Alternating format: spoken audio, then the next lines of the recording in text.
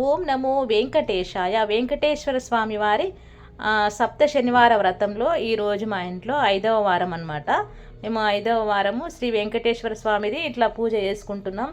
పొద్దున్నే 4 గంటలకు అట్లా లేచి మా వదిన అన్నీ రెడీ చేసింది, ఇంట్లో బయట అంతా ఊడవడము అంతే క్లీన్ చేసేసింది. ఆ తర్వాత మేము స్నానాలు చేసి 5 o'clockకి పూజ అనేది స్టార్ట్ చేసినాం అనమాట. వెంకటేశ్వర స్వామి నిజంగా చాలా మహిమలు గల వ్యక్తి. తను పూజ చేస్తూ చాలా మంచి జరుగుతుందని చెప్పేసి పురాణ కథలు అయితే ఆల్రెడీ నీకు షేర్ చేసుకోవడం జరుగుతుంది.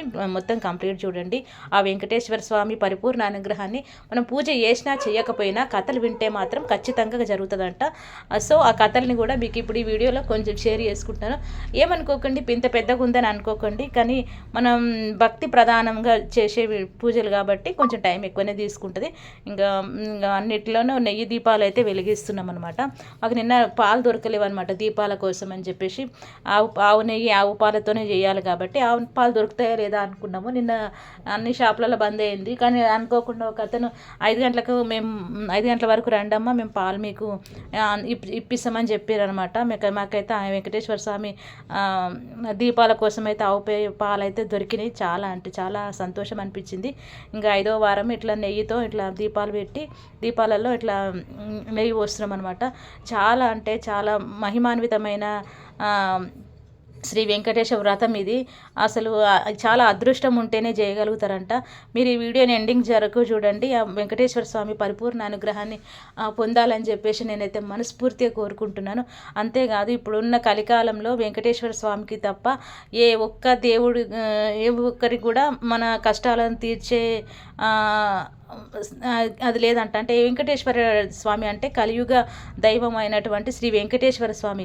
ఆ స్వామివారి అనుగ్రహము మన మీద ఉండాలంటే మనం ఖచ్చితంగా వెంకటేశ్వర స్వామిది శనివారం రోజు ఖచ్చితంగా పూజ అని క్రతువులు కనీసం శ్లోకమైన చదువుకోవాలంట. అంత మహిమాన్వితమైన శ్రీ వెంకటేశ్వర స్వామి వారు మాతోటి ఇట్లా 5వ వారం కూడా పూజ చేయించుకుంటుండంటే నిజంగా మాకు చాలా అదృష్టం అనిపిస్తుంది. అండ్ ఎందుకంటే తనకు ఎవరైతే ఇష్టమవుతారో వాళ్ళ ద్వారానే తను ఇష్టపూర్వకంగా ఈ వ్రతాన్ని అయితే చేయించుకుంటారంట. సో నాకు తెలిసి నాకు కూడా ఆ అదృష్టం ఉందేమో అని చెప్పేసి అయితే అనుకుంటున్నాను. చాలామంది అనుకుంటారు డబ్బు సంపాదన ఆస్తులు ఇట్లాంటివన్నీ ఉంటేనే కుటుంబ పరంగా అవి ఉంటేనే అదృష్టవంతులు అనుకుంటారు, కానీ ఆ స్వామివారి అనుగ్రహం ఉంటేనే అసలు ఏమున్నా లేకున్నా మన మీద దేవుడు కృప ఉందని నిదర్శనమే ఆ స్వామివారు తన వ్రతాన్ని చేయించుకోవడం. భగవంతుడు తనకు ఇష్టమైన వాళ్ళతోనే ఈ వ్రతాన్ని చేయించుకుంటారంట. అంటే పురాణాల ప్రకారం తనకి ఇష్టమైన వాళ్ళని వీటి ఇట్లాంటి ధర్మకార్యాలు చేయడానికి ప్రోత్సహిస్తాడంట. అంటే జన్మల నుంచి భగవంతుడి కృప ఉంటేనే తప్ప వెంకటేశ్వర స్వామి గారి అనుగ్రహం ఉంటేనే ఇది ఇట్లాంటి పూజలు అయితే చేస్తాం. ఇంకా వెంటనే పూజ అనేది స్టార్ట్ చేస్తున్నాం. ప్లీజ్ ఎండింగ్ వరకు చూడండి. ఆ వెంకటేశ్వర స్వామి అనుగ్రహం మీకు ఉండాలని చెప్పేసి. నమః ఓం పద్మనాభాయ నమః ఓం దామోదరాయ నమః ఓం సంకర్షణాయ నమః ఓం వాసుదేవాయ నమః ఓం ప్రద్యుమ్నాయ నమః ఓం అనిరుద్ధాయ నమః ఓం పురుషోత్తమాయ నమః ఓం అదోక్షజాయ నమః ఓం నారసింహాయ నమః ఓం అచ్యుతాయ నమః ఓం జనార్దనాయ నమః ఓం ఉపేంద్రాయ నమః ఓం హరయే నమః ఓం శ్రీకృష్ణాయ నమః. ఇది శ్రీ కృష్ణ ఆచమనీయం సమర్పయామి.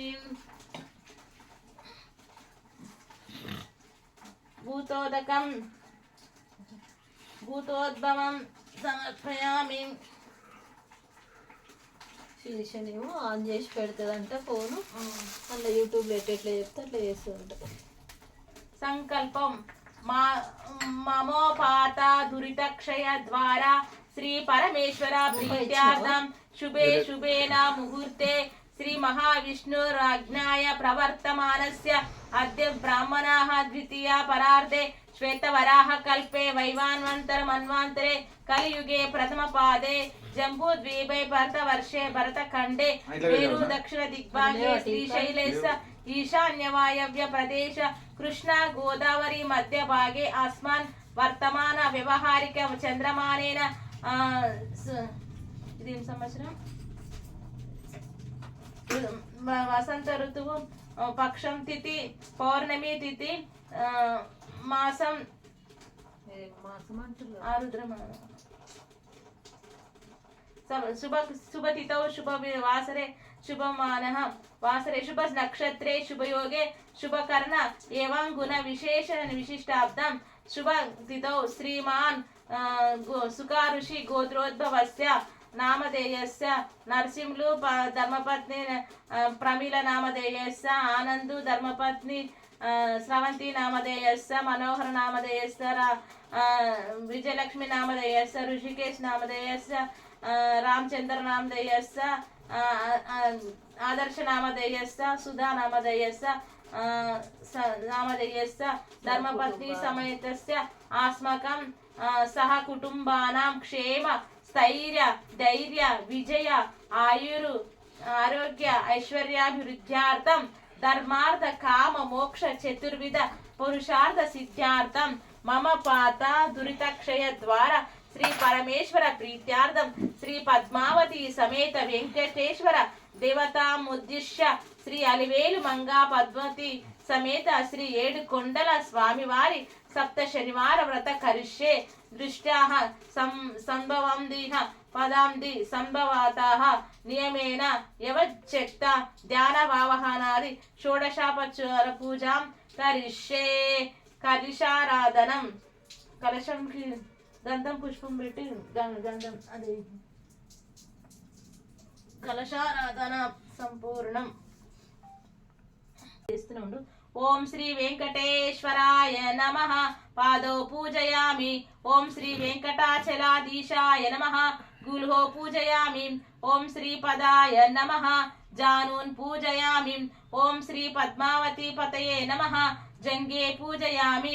ఓం జ్ఞానప్రదాయ నమః ఉరుం పూజయామి. ఓం శ్రీనివాసాయ నమః కటిం పూజయామి. ఓం మహాభాగాయ నమః నాభిం పూజయామి. ఓం నిర్మలాయ నమః ఉదరం పూజయామి. ఓం విశాల హృదయాయ నమః హృదయం పూజయామి. ఓం పరిశుద్ధాత్మనే నమః స్థానౌ పూజయామి. ఓం పురుషోత్తమాయ నమః భుజౌ పూజయామి. ఓం స్వర్ణహస్తాయ నమః హస్తౌ పూజయామి. ఓం వరప్రదాయ నమః కంఠం పూజయామి. ఓం లోకనాథాయ నమః స్కందో పూజయామి. ఓం సర్వేశ్వరాయ నమః ముఖం పూజయామి.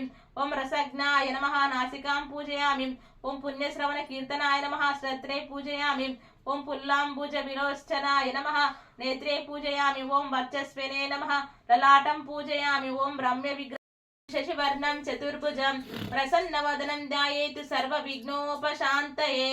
విశ్వక్సేనారాధన. ఓం శ్రీ విశ్వక్సేనాయ నమః. విష్ణుక్సేనాంచ పూజాంచ కరిష్యే. ప్రాణ ప్రతిష్ఠ. ఓం శ్రీ ఓం అసీలూతే పునరస్మన చక్షుః పునః ప్రాణమిహ అనోదేహే భోగం జ్యోత్స్యక్షేణు సూర్య ముక్చరంతాః అమనుమత్తే మృదయాన స్వస్తి అమృతం వైత్రాయ అమృతావహ ప్రాణమేవ యథాస్థాన సముద్భే. ప్రతిమాను స్పర్శించాలి. స్థిరోభావ వరదేవన ప్రసన్నో భవ స్థిరనాం కురుః. ధ్యానం. ఇప్పుడు విష్ణు భగవాన్ ఉంది.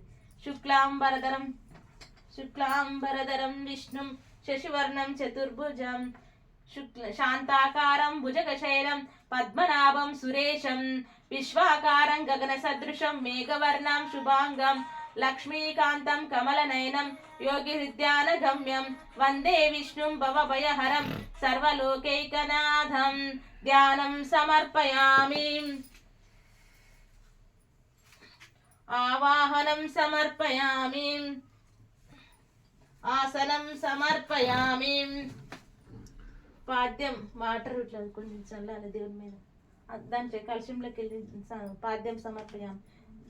నీళ్ళని పళ్ళంలో వదలవలను. అవన్నీ మనం చెయ్యలేం చేయాలి. చదివి చదవండి. ఆర్ద్యం దేవుని మీద నీళ్ళు చల్లు. చెంబులకి ఆర్ద్యం సమర్పయామి. ఆచమనీయం సమర్పయామి. పంచామృత స్నానం సమర్పయామి. వస్త్రం సమర్పయామి. కొన్ని అక్షంతలు.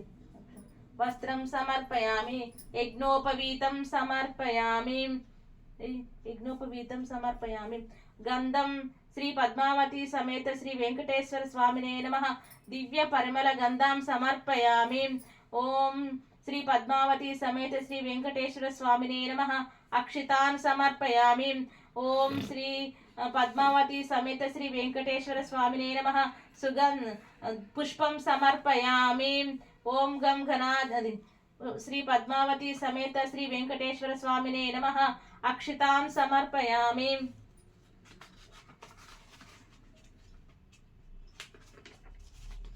ఓం శ్రీ పద్మావతి సమేత శ్రీ వెంకటేశ్వర స్వామినే నమః. పుష్పం సమర్పయామి. అత అంగ పూజను చేస్తున్నాడు. ఓం శ్రీ వెంకటేశ్వరాయ నమః. పాదో పూజయామి. ఓం శ్రీ వెంకటాచలాధీశాయ నమః. గుల్హో పూజయామి. ఓం శ్రీ పదాయ నమః. జానూన్ పూజయామి.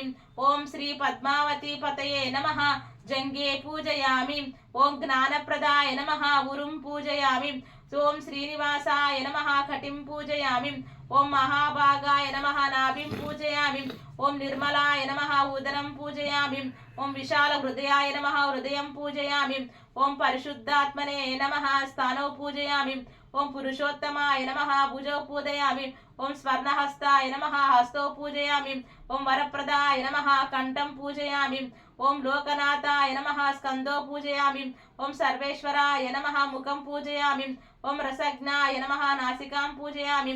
ఓం పుణ్యశ్రవణ కీర్తనాయ నమః. శ్రత్రే పూజయామి. ఓం పుల్లాంబుజ విరోచనాయ నమః. నేత్రే పూజయామి. ఓం వర్చస్వినే నమః. లలాటం పూజయామి. ఓం రమ్య విగ్రహాయ నమః. సర్వాంగం పూజయామి. ఓం శ్రీ పద్మావతి సమేత శ్రీ వెంకటేశ్వర పరమాత్మనే నమః.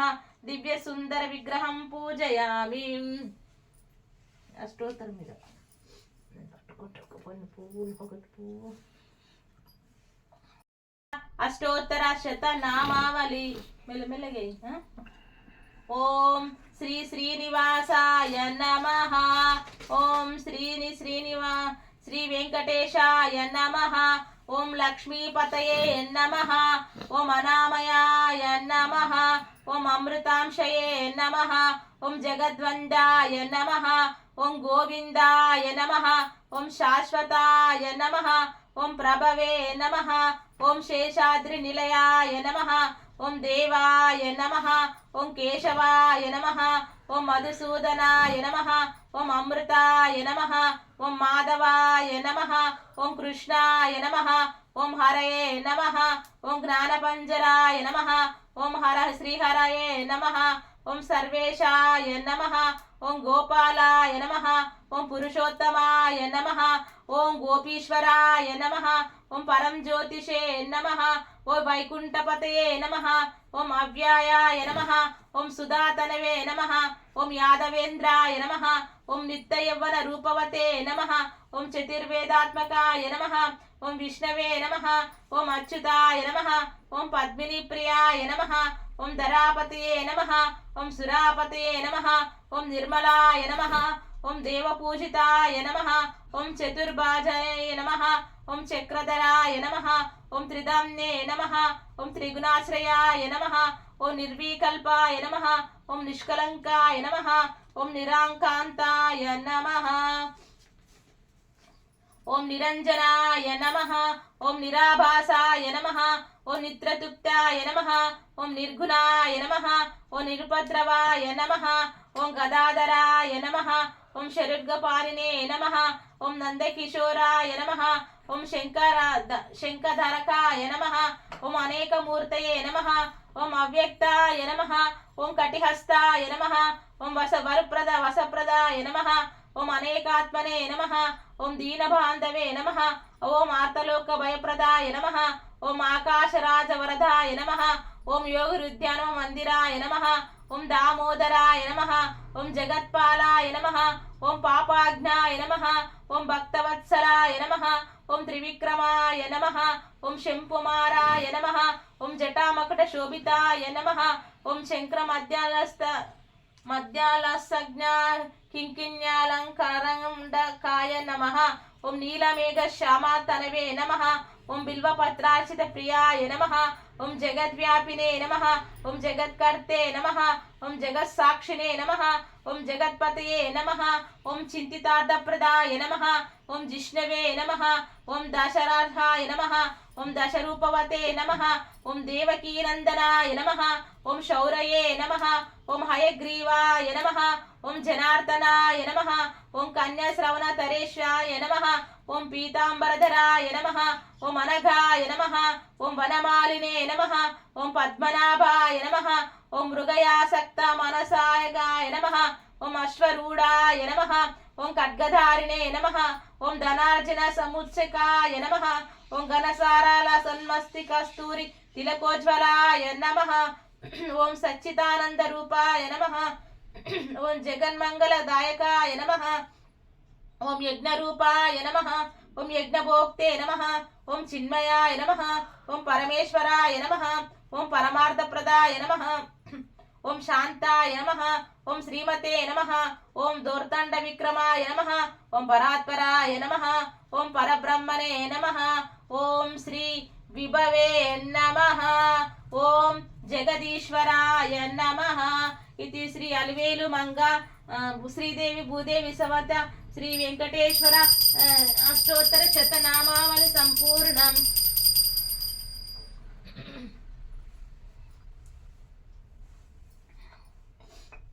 అట్లా అనుకుందామా, అష్టోత్తరం చదవలేము మళ్ళీ కష్టమవుతుంది.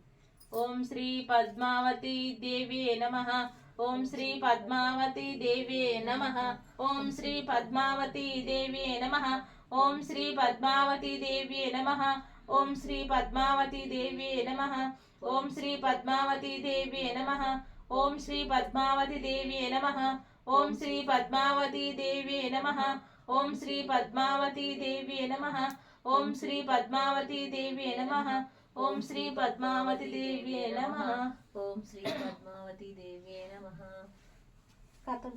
ఓం శ్రీ మహాలక్ష్మి దేవి నమః ఓం శ్రీ మహాలక్ష్మి దేవి నమః ఓం శ్రీ మహాలక్ష్మి దేవి నమః ఓం శ్రీ మహాలక్ష్మి దేవి నమః ఓం శ్రీ మహాలక్ష్మి దేవి నమః ఓం శ్రీ మహాలక్ష్మి దేవి నమః ఓం శ్రీ మహాలక్ష్మి దేవి నమః ఓం శ్రీ మహాలక్ష్మి దేవి నమః ఓం శ్రీ మహాలక్ష్మి దేవి నమః ఓం శ్రీ మహాలక్ష్మి దేవి నమః.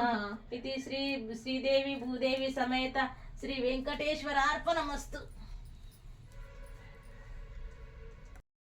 పట్టుకో చదువు, నువ్వు 2 చదువు, నేను 3 చదువుతా. ఓం శ్రీ వెంకటేశ్వర వ్రతకల్పం శ్రీ భగవాన్ వాచ.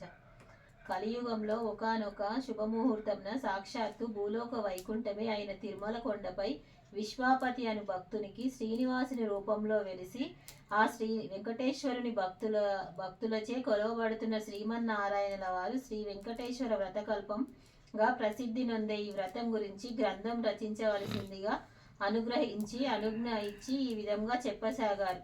ఓ ఈ ప్రియభక్త, విశ్వాపతి నామధేయవు నా ప్రియభక్తుడైన నీవు ఇప్పుడు ఒక విశేష వ్రతకల్పం గురించి వివరిస్తున్నాను. ఈ వ్రతము నాకు అత్యంత ప్రియమైనది, అందరూ ఆచరించుటకు ఎంతో సులభతరమైనది. కలియుగంలో మానవులు తమ తమ పూర్వ ఫలాలను అనుభవిస్తూ తిరిగి అనేక పాపకర్మలను అనుసరిస్తూ అనేక కష్టాల పాలవుతున్నారు. వీరిలో నా భక్తులైన కొందరు వారి కష్టాలను నివారించవలసిందిగా నన్ను వేడుకుంటున్నారు. ఎన్నో ప్రయాసాలనోర్చి తిరుమలకు యాత్ర చేసి నన్ను దర్శించుకుంటున్నారు. నా భక్తులంటే నాకు అత్యంత ప్రియం. నా మీద పూర్తి భారం వేసి ధర్మపదంలో జీవితం గడిపే వారి బాధ్యత నేనే వహిస్తాను. ఇప్పుడు నేను వివరిస్తున్న ఈ వ్రతం శ్రీ వెంకటేశ్వర వ్రతకల్పం అనే పేరుతో ప్రసిద్ధి పొందగలరు. ఈ వ్రతం నాకు అత్యంత ప్రియమైనది. ఈ వ్రతాన్ని భక్తి శ్రద్ధలతో ఎవరైతే ఆచరిస్తారో వారి బాధలన్నీ తక్షణం నివృత్తి కాగలవు. ఈ వ్రతము ఎవరైనను ఎప్పుడైనను అనుసరించవచ్చును. ప్రత్యేకించి మార్గశిర మాఘ కార్తీక మాసముల యందు గాని, పౌర్ణమి, పంచమి, సప్తమి, ఏకాదశి తిథుల యందు గాని, శ్రావణ స్వాతి నక్షత్రముల రోజుల యందు గాని ఆచరించిన మిక్కిలి ఫలదాయకము. ఈ కలియుగంలో నా భక్తులైన మీరు అనుభవిస్తున్న కష్టాలన్నీ నాకు తెలియను.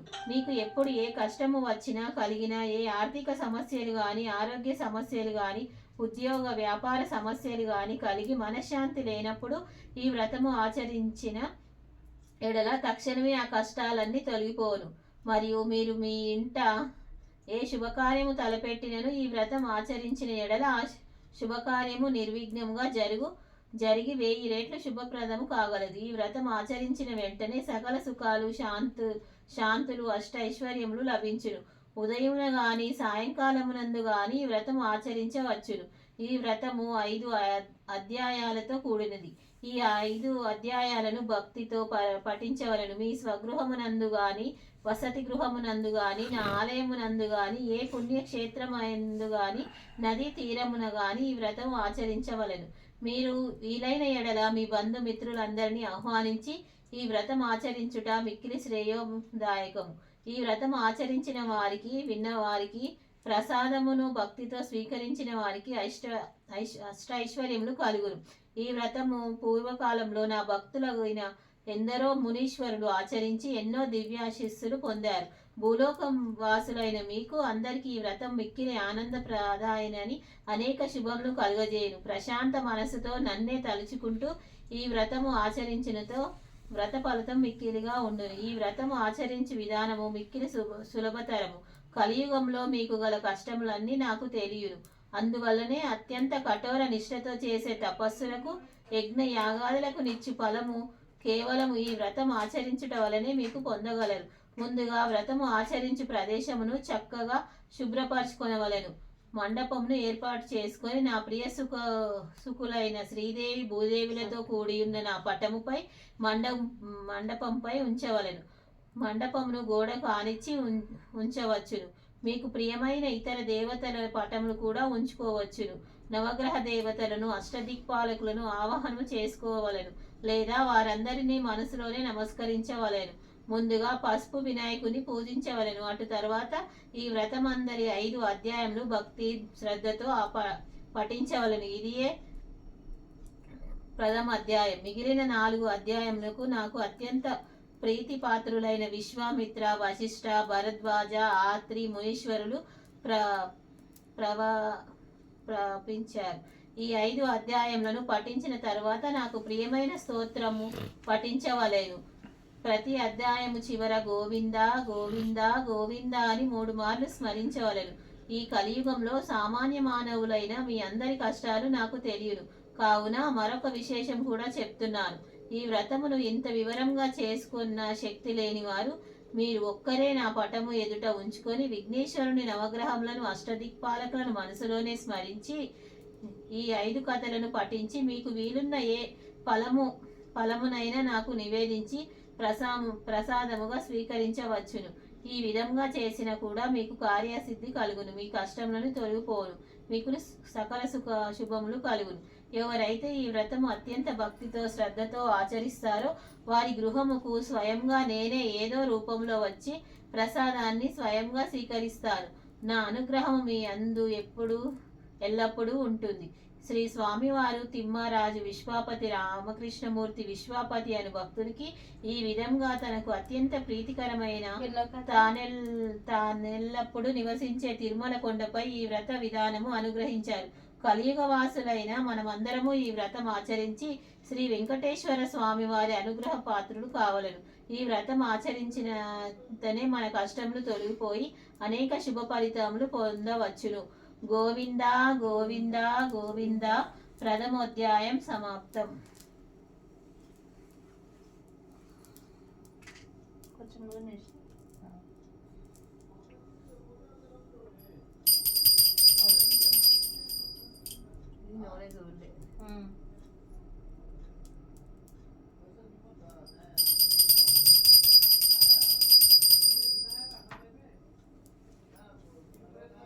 ఏడు గంటలకు ఉవాచ. ఈ అధ్యాయము మనకు సంపన్నులైన సాక్షాత్తు శ్రీ విశ్వామిత్రుల వారు అనుగ్రహించారు. ఓ కలియుగ వాసులారా, శ్రీనివాసుని ప్రియభక్తులారా, మీరు ఆచరిస్తున్న ఈ శ్రీ వెంకటేశ్వర వ్రతకల్పము అతి పవిత్రమైనది, మహిమానిత్యమైనది. కలియుగంలో శ్రీమన్నారాయణుని కరుణా కటాక్షములు పొందడానికి మిక్కిలి సులభ మార్గము. పూర్వకాలమున అనేక మంది శ్రీవారి భక్తులు ఈ వ్రతం ఆచరించి తమ అభిష్ట సిద్ధి పొంది ఉన్నారు.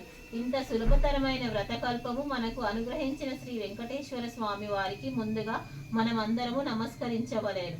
పూర్వకాలమున మగధ సామ్రాజ్యంలో విష్ణు చిత్తుడనే శ్రీవారి ప్రియ భక్తుడు ఉండేవాడు. అతనికి 9 మంది స్త్రీ సంతానము కలిగిరి. ఎంతో పాండిత్యము కలిగిన మిక్కిలి పేదరికంతో బాధపడుచుండేవాడు. విష్ణు చిత్తుని భార్య తారామతి ఎల్లప్పుడూ శ్రీమన్నారాయణనే ప్రార్థిస్తూ ఉండేది. అప్పుడప్పుడు వివాహాలు, శుభకార్యాలు, పురోహిత కార్యక్రమాలలో దక్షిణగా వెచ్చేడి కొద్ది సొమ్ముతో ఎంతో కష్టాలు పడుతూ కాపురం సాగిస్తున్నారు ఆ దంపతులు. కుమార్తెలకు యుక్త వయసు సమీపించింది.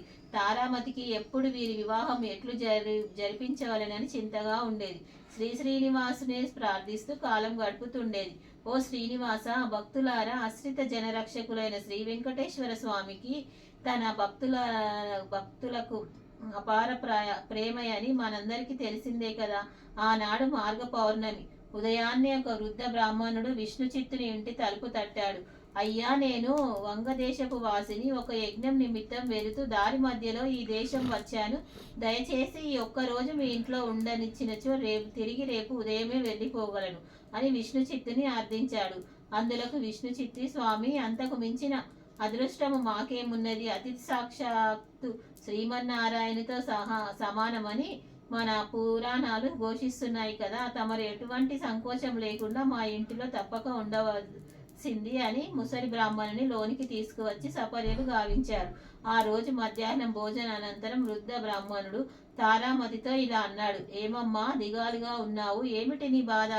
ఏమి సంకోచించకుండా చెప్పు అన్నాడు. అప్పుడు తారామతి, స్వామి, తమరు మహా తపస్సంపన్నులు, తేజస్సుతో సాక్షాత్తు ఆ వైకుంఠవాసుని మాదిరిగా ఉన్నారు. మీ వద్ద దాచేదేమున్నది? నా మనోవ్యాధంతా నా పుత్రికల వివాహము గురించే అని వివరించుకుంది. అంతటా ఆ విశ్రోత్తముడు చిరునవ్వు నవ్వి, తల్లి, నీ బాధ నేను గ్రహించి తిని. నీ కష్టములన్నీ తొలగిపోయి కుమార్తెలకు శుభప్రదముగా వివాహం కలుగుగాక. ఒక అద్భుత వ్రతము నీకు చెబుతును. ఈ వ్రతం ఆచరించిన మీ కష్టములలో పటాపంచలు కాగలవు. శ్రీ వెంకటేశ్వర వ్రతమును ఈ వ్రతము మిక్కిలి సులభతరము అని చెప్పి ఆ వ్రత విధానం అంతయు ఆ దంపతులకు వివరించాడు. అంతటా విష్ణు చిత్తుడు, స్వామి, మహా సంతోషం, ఇంతకు మించి మహాభాగ్యం ఏముంటుంది?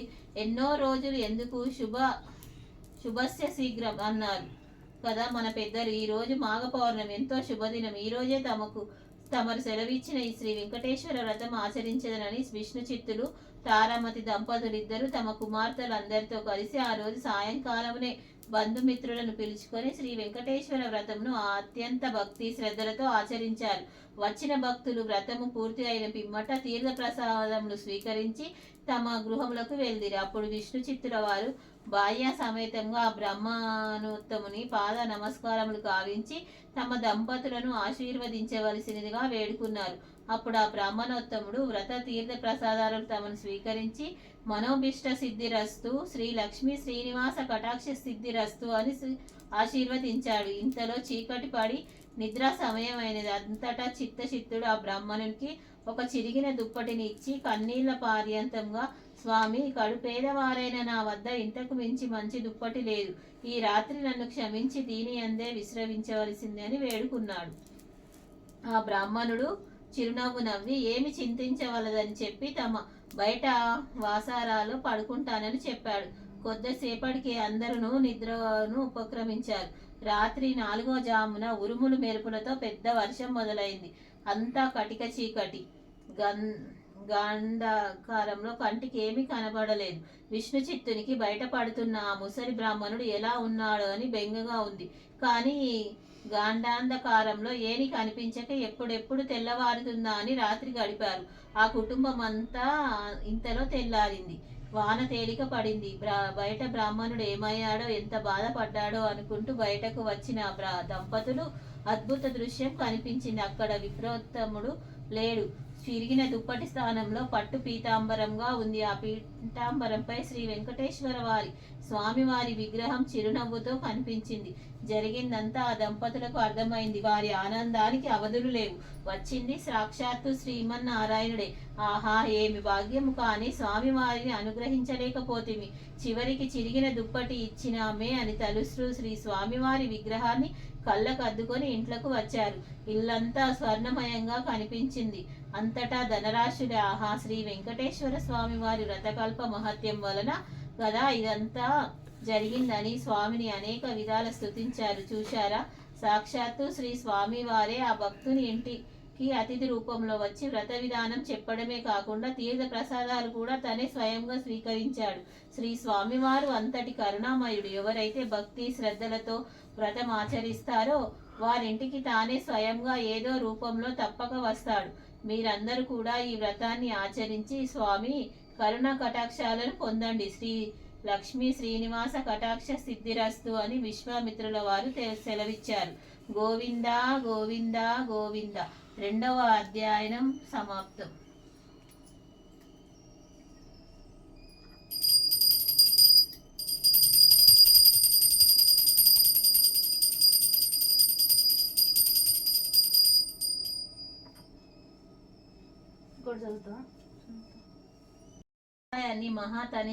తపోనిష్ట గరిష్ఠులైన శ్రీ వశిష్ఠ మునీశ్వరులు వారు శ్రీమన్నారాయణుల వారి అనుగ్రహంతో మనకు వివరించారు. ఓ కలియుగ వాసులారా, శ్రీనివాసుని ప్రియభక్తులారా, వైకుంఠంలోని శ్రీమన్నారాయణుడే నేటి తిరుమల శ్రీ వెంకటేశ్వరుడు. కలియుగ వాసులైన మీ అందరి కష్టాలను తీర్చడానికి స్వామి మీకు అతి చేరువలో తిరుమల కొండపై అవతరించాడు. స్వామి వారిని ప్రసన్నం చేసుకోవడానికి ఈ వ్రతం మిక్కిలి సులభతరం. ఈ వ్రతం భక్తి శ్రద్ధలతో ఆచరించేవారు సకల సౌభాగ్యాలను అనుభవిస్తారు. పూర్వకాలంలో అవంతి దేశంలో భాగ్యనగరం అనే పట్టణం ఉండేది. పేరుకు తగినట్లుగానే ఆ పట్టణంలో అనేక మంది భాగ్యవంతులు ఉండేవారు. అయితే వారు తమ తమ సంపదలను చూసుకొని గర్విస్తూ మిగిలిన సామాన్యులకు అతిహీనంగా చూసేవారు. ఆ ఐశ్వర్యమంతా తమ గొప్పనని తలుస్తూ నిత్య పూజలు కాదు కదా, విశేష పూజలలో కూడా ఏ పూజలు చేసేవారు కాదు. సృష్టికర్త శ్రీమన్నారాయణునికి వీరందరికీ జ్ఞానోదయం కలిగించాలని తోచింది. ఒక రోజున ధనవంతులందరూ అనేక విందు విలాసాలతో మునిగి తేలుతున్నారు. ఆ పట్టణ తూర్పు వీధులలో గల లక్ష్మీనారాయణ ఆలయంలో కనీసం దీపం వెలిగించే నాదుడు కూడా కరువయ్యాడు. ఆ రోజు తొలి ఏకాదశి, అత్యంత పర్వదినం. కానీ ఆ పట్టణంలో ఒక్కరు కూడా ఆలయానికి పూజాది నిర్వహించాలని ఆలోచించట్లేదు. సాయంత్రం ఉన్నట్లుండి దట్టమైన మబ్బులు కమ్మాయి. బ్రహ్మాండమైన కుంభవృష్టి. వ్యాపారులందరి ఇల్లు నీట మునిగిపోసాగాయి. అంత గాండాంధకారం. తెల్లవారేసరికి ఊరంతా నేలమట్టమైంది. వ్యాపారుల ఇళ్ళన్నీ కూలిపోయాయి. అన్ని ఐశ్వర్యాలు పోయి చివరికి కట్టుబట్టలు మిగిలాయి. ఎందుకీ ఉపద్రవం, ఎందుకీ జలప్రలయం, ఎవరికి అంతుపట్టలేదు. అంతలో వారికి ఒక విశేషం కనిపించింది. ఊరి చివరన ఉండే పూరి పాకలు చెక్కు చెదరకుండా ఉన్నాయి. వారికి ఆశ్చర్యం కలిగింది. ఇంత కుంభవృష్టిలోనే ఈ పూరిపాకలు ఎలా ఉన్నాయి అని వారిలో వారు అనుకుంటుండగా ఇంతలో ఒక పెద్ద మెరుపు మెరిసింది. ఆకాశవాణి ఇలా పలికింది: ఓ మూర్ఖులారా, ఈ సంపదలన్నీ మీ గొప్పతనమని తలచుకొనుట వలనే ఇలా జరిగింది. ఆ పూరి గుడిసెలో నివసించే దేవయ్య నాకు ప్రియభక్తుడు. అతి సామాన్యుడైన దేవయ్య ప్రతిరోజు మీ ఊరిలో శ్రీ లక్ష్మీనారాయణ ఆలయంలో దీపం వెలిగిస్తున్నాడు. అంతేకాక ప్రతి ఏకాదశి నాడు తనకు వీలున్నంతలో శ్రీ వెంకటేశ్వర వ్రతకల్పాన్ని నిర్వర్తిస్తాడు. ఈ వ్రతం ఫలితంగానే తనతో పాటే గుడిసెలలో వారందరూ రక్షింపబడ్డారు. మీరందరూ కూడా వ్రతం ఆచరించిన ఎడల మీ ఐశ్వర్యాలను తిరిగి పొందగలరు అని వివరించింది. వెంటనే వారందరూ ఆలయానికి వెళ్ళి తక్షణమే అందరూ తలొక పనికి పూనుకొని శ్రీ వెంకటేశ్వర వ్రతకల్పాన్ని ఆచరించారు. ఈ వ్రతం ఫలితంగా అందరికీ గృహాలు పూర్వరూపం కనిపించాయి. అదే మొదలుగా ఆ వర్తకులందరూ శ్రీవారి భక్తులే. ప్రతి ఏకాదశి నాడు శ్రీ వెంకటేశ్వర వ్రత కల్పాన్ని ఆచరిస్తూ బ్రతికినంత కాలం సుఖ సౌభాగ్యాలతో ఉండి చివరికి ముక్తిని పొందారు అని శ్రీ వశిష్ఠుల వారు వివరించారు. గోవింద గోవింద గోవింద. 3వ అధ్యాయం సమాప్తం.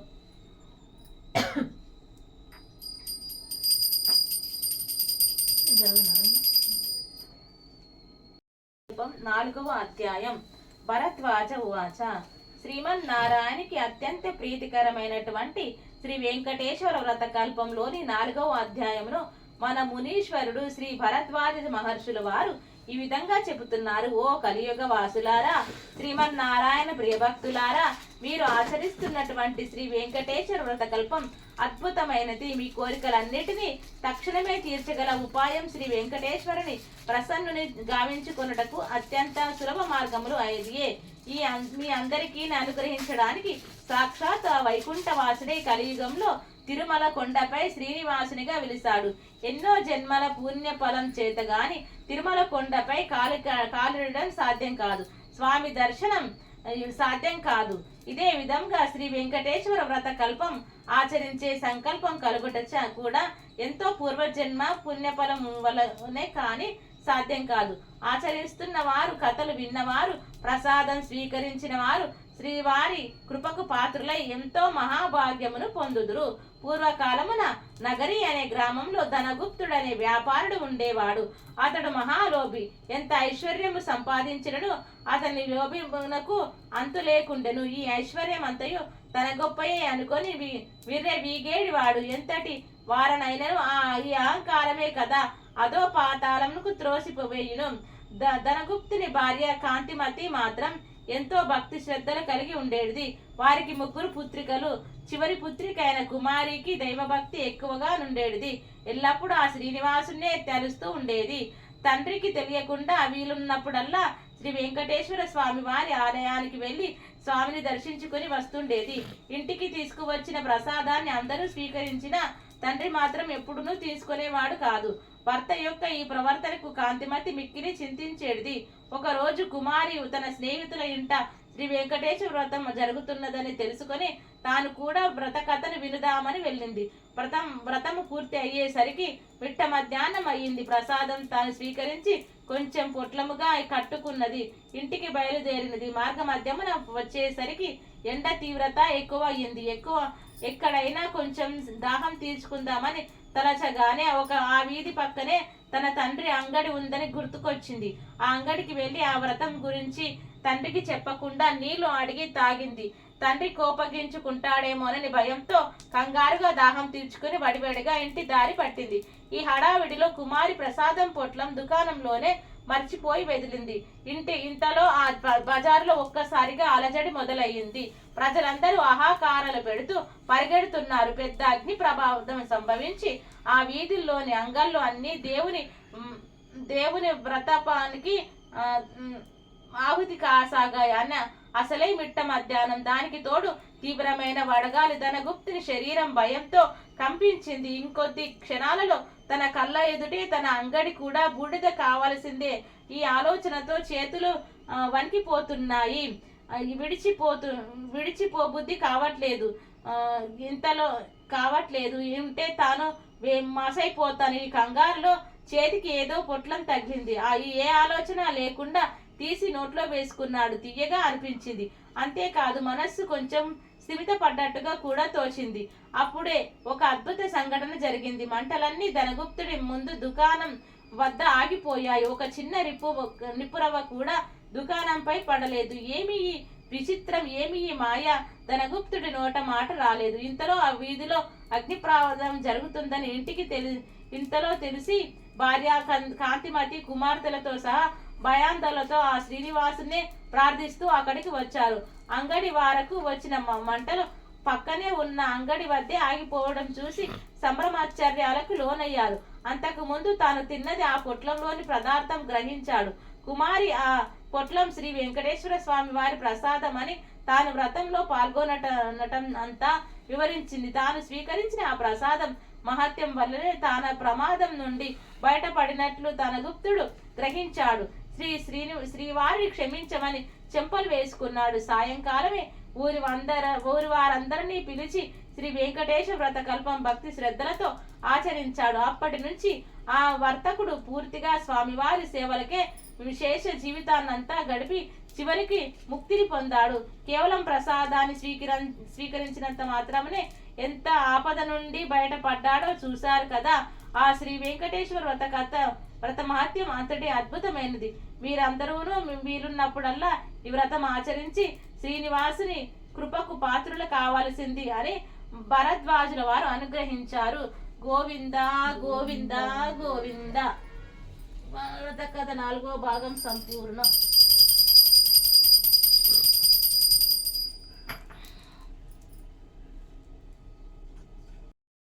శ్రీ అత్రి ఉవాచ భూలోక వైకుంఠమే తిరుమల తిరుపతి. తిరుమలలో సమానమైన పవిత్ర ప్రదేశం గాని శ్రీ వెంకటేశ్వరునితో సమానమైన దైవం గాని ఇంతకు ముందు లేదని ఇక ముందు ఉండబోదని పురాణాలు ఘోషిస్తున్నాయి.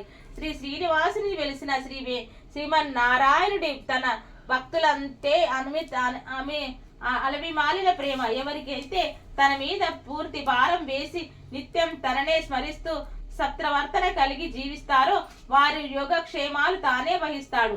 అంతటి దివ్య దేవుడి ప్రదర్శనం చేసుకోవడానికి అత్యంత సులభమైన మార్గం శ్రీ వెంకటేశ్వర వ్రతకల్పం. ఈ అద్భుత వ్రతకల్పంలోని 5 అధ్యాయాలు అన్ని మహా తపస్సంపన్నులైన శ్రీ అత్రి మహర్షుల వారు ఇలా అనుగ్రహించాడు. నాయన్లారా, శ్రీనివాసుని ప్రియభక్తులారా, కలియుగ వాసులైన మీ అదృష్టం చెప్పవలసినది కాదు. కృత త్రేత ద్వాపర యుగాలలో ఎంతో కఠోర నియమనిష్ఠులతో ఆరాధిస్తే గాని ప్రసన్నం కాని శ్రీమన్నారాయణుడు కలియుగంలో కేవలం నామస్మరణంతోనే మిమ్మల్ని అనుగ్రహిస్తున్నాడు. ఆర్తితో పిలిచిన వారి చెంత తక్షణం ఉంటాడు. అంతటి కరుణామూర్తి శ్రీనివాసుడు. తిరుమల క్షేత్రం అంతా సాలగ్రామమయమే. ఈ పవిత్ర కొండపై మీరు వేసే ప్రతి అడుగు ఎన్నో జన్మల పుణ్యఫలం. పూర్వకాలంలో కౌమార దేశంలో మిత్రుడు అనే చాకలి ఉండేవాడు. అతడు తన కులవృత్తిని నిర్వర్తిస్తూ వీలున్నంతలో దాన ధర్మాలు గావిస్తూ ధర్మపరంగా జీవిస్తుండేవాడు. కానీ అతడి దిగులంతా అతనికున్న అవిటితనమే. కాలు అవిటిది కావడం చేత ఉతికిన బట్టలను మూటలు కట్టి ఇంటింటికి తిరిగి ఇవ్వటం చాలా కష్టం ఉండేది. దానికి తోడు గంపెడు సంసారం. కష్టపడకపోతే పూట గడవదు. ఎల్లప్పుడూ ఆ శ్రీనివాసునే ప్రార్థిస్తూ ఉండేవాడు. ఏదో ఒక రోజున ఆ స్వామి తనను కరుణిస్తాడన్న నమ్మకంతో జీవనం సాగిస్తున్నాడు.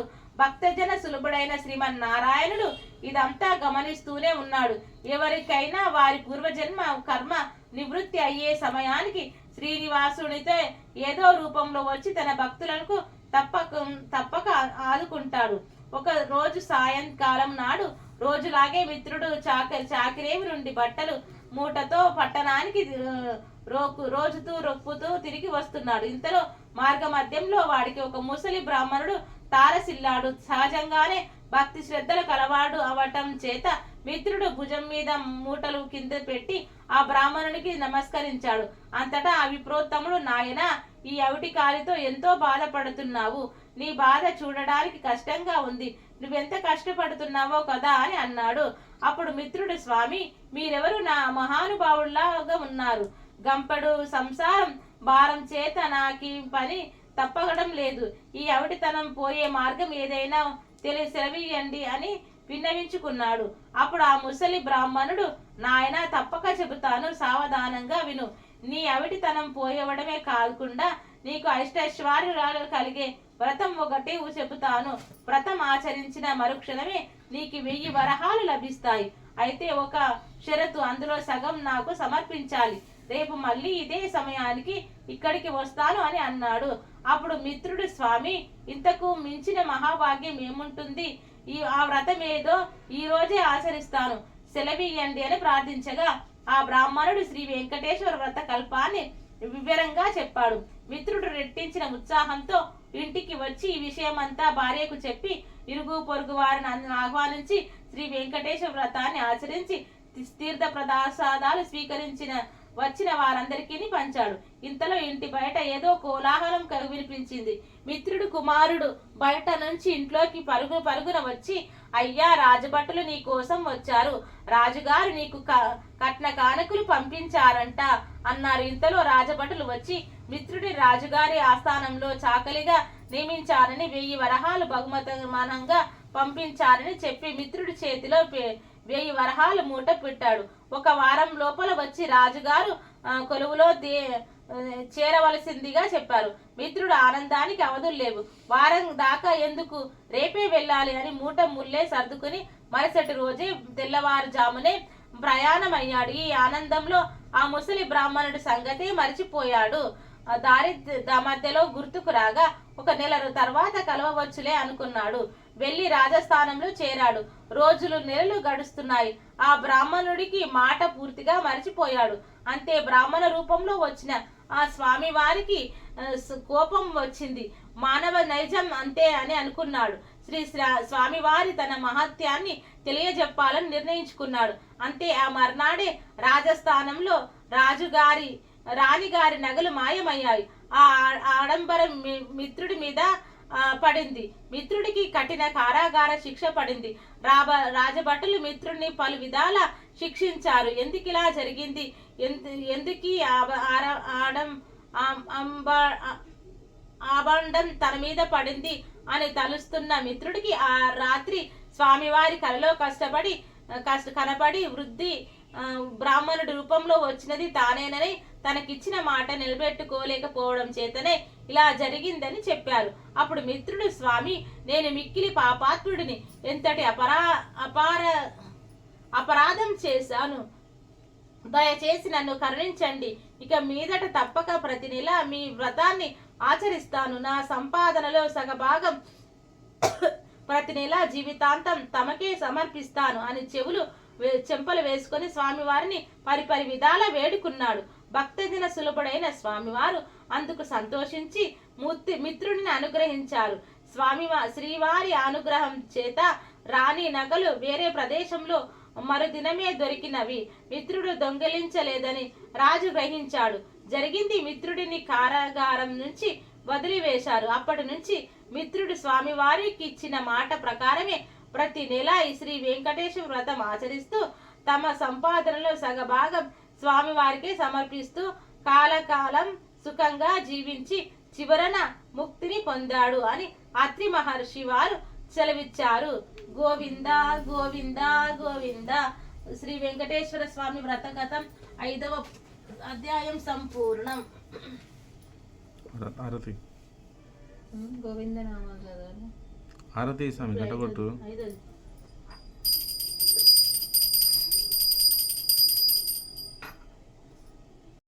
నామములు శ్రీ శ్రీనివాస గోవింద, శ్రీ వెంకటేశ గోవింద, భక్తవత్సల గోవింద, భాగవత ప్రియ గోవింద, గోవింద హరి గోవింద, గోకుల నందన గోవింద, నిత్య నిర్మల గోవింద, నీలమేఘ శ్యామ గోవింద, పురాణ పురుష గోవింద, పుండరీకాక్ష గోవింద, నందనందన గోవింద, వనిత చోర గోవింద, పశుగణ పాలక గోవింద, పాప విమోచన గోవింద, గోవింద హరి గోవింద, గోకుల నందన గోవింద, దుష్ట సంహార గోవింద, దురిత నివారణ గోవింద, శిష్ట పరిపాలక గోవింద, కష్ట నివారణ గోవింద, గోవింద హరి గోవింద, గోకుల నందన గోవింద, వజ్రమకుటధర గోవింద, వరాహమూర్తి గోవింద, గోపీ జనలోల గోవింద, గోవర్ధనోద్ధార గోవింద, గోవింద హరి గోవింద, గోకుల నందన గోవింద, దశరథ నందన గోవింద, దశముఖమర్దన గోవింద, పక్షి వాహన గోవింద, పాండవ ప్రియ గోవింద, గోవింద హరి గోవింద, గోకుల నందన గోవింద, మత్స్య కూర్మ గోవింద, మధుసూదన హరి గోవింద, వరాహ నరసింహ గోవింద, వామన భృగురామ గోవింద, గోవింద హరి గోవింద, గోకుల నందన గోవింద, బలరామానుజ గోవింద, బౌద్ధ కల్కిధర గోవింద, వేణుగాన ప్రియ గోవింద, వెంకటరమణ గోవింద, గోవింద హరి గోవింద, గోకుల నందన గోవింద, సీతానాయక గోవింద, శ్రిత జన పాలక గోవింద, దరిద్ర జన పోషక గోవింద, ధర్మ సంస్థాపక గోవింద, గోవింద హరి గోవింద, గోకుల నందన గోవింద అనాథ రక్షక గోవింద ఆపద్బాంధవ గోవింద శరణాగత వత్సల గోవింద కరుణాసాగర గోవింద గోవింద హరి గోవింద గోకుల నందన గోవింద కమలదలాక్ష గోవింద కామిత ఫలద గోవింద పాప వినాశక గోవింద పాహి మురారే గోవింద గోవింద హరి గోవింద గోకుల నందన గోవింద శ్రీముద్రాంకిత గోవింద శ్రీవత్సాంకిత గోవింద ధరణీ నాయక గోవింద దినకర తేజ గోవింద గోవింద హరి గోవింద గోకుల నందన గోవింద పద్మావతి ప్రియ గోవింద ప్రసన్నమూర్తి గోవింద అభయహస్త ప్రదర్శన గోవింద మత్స్యావతార గోవింద గోవింద హరి గోవింద గోకుల నందన గోవింద శంఖ చక్రధర గోవింద శారదాధర గోవింద విరాజి తీర్థ గోవింద విరోధి మర్దన గోవింద గోవింద హరి గోవింద గోకుల నందన గోవింద సాలగ్రామ రూప గోవింద సహస్రనామ గోవింద లక్ష్మీ వల్లభ గోవింద లక్ష్మణాగ్రజ గోవింద గోవింద హరి గోవింద గోకుల నందన గోవింద కస్తూరి తిలక గోవింద కాంచనాంబర గోవింద గరుడ వాహన గోవింద వానర సేవిత గోవింద గోవింద హరి గోవింద గోకుల నందన గోవింద వారధి వందన గోవింద ఏడుకొండల వాడ గోవింద ఏకస్వరూప గోవింద శ్రీరామకృష్ణ గోవింద రఘుకుల నందన గోవింద ప్రత్యక్ష దేవ గోవింద పరమ దయాకర గోవింద వజ్ర కవచధర గోవింద గోవింద హరి గోవింద గోకుల నందన గోవింద వైజయంతిమాల గోవింద వడ్డీ కాసుల వాడ గోవింద వాసుదేవతనయ గోవింద బిల్వ పత్రార్చిత గోవింద గోవింద హరి గోవింద గోకుల నందన గోవింద భిక్షుక సంస్కృత గోవింద శ్రీ కురురూప గోవింద శివకేశవమూర్తి గోవింద బ్రహ్మాండ రూప గోవింద గోవింద హరి గోవింద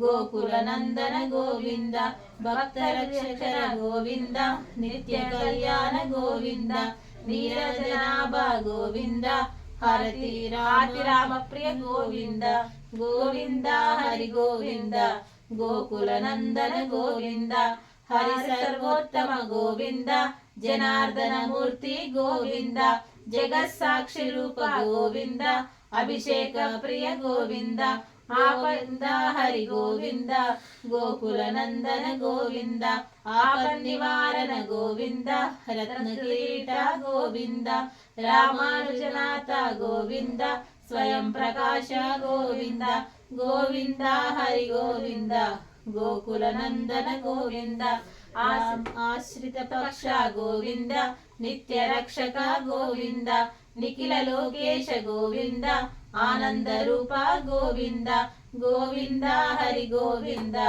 గోకుల నందన గోవింద ఆద్యంతరహిత గోవింద ఇహ పరదాయక గోవింద ఇబరాద రక్షక గోవింద పరమతరాధర గోవింద గోవింద హరి గోవింద గోకుల నందన గోవింద పద్మనాభ హరి గోవింద తిరుమల వాస గోవింద తులసి వనమాల గోవింద శేషాద్రి నిలయ గోవింద గోవింద హరి గోవింద గోకుల నందన గోవింద శ్రీనివాస శ్రీ గోవింద శ్రీ వెంకటేశ గోవింద గోవింద హరి గోవింద గోకుల నందన గోవింద. మొత్తం అయిపోలే పూజ కొంచెం ఉంది.